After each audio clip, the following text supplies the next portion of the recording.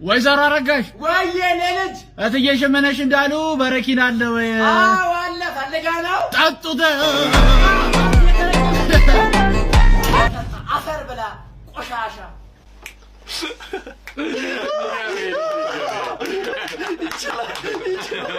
ሰላም ነው። መርካቶ ስንት አደረሰናል? 300 ብር። ከዚህ መርካቶ 300 ብር? ኧረ እኛንም ከዶላሩ አቅም ስንች ተገኘ አስቆምኩ አይደል?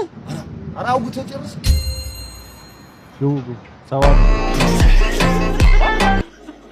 እሺ ስራ ለመቀጠር ነበር የመጣሁት።